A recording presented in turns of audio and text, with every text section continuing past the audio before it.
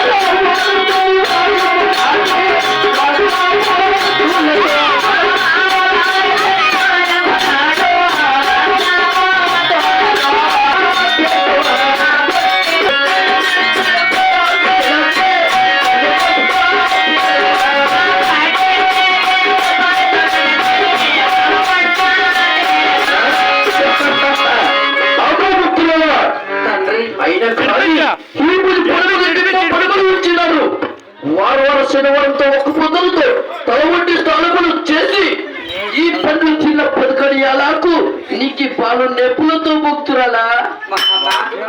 నా కుదురుకోగల పుట్టిన తపస్సుడి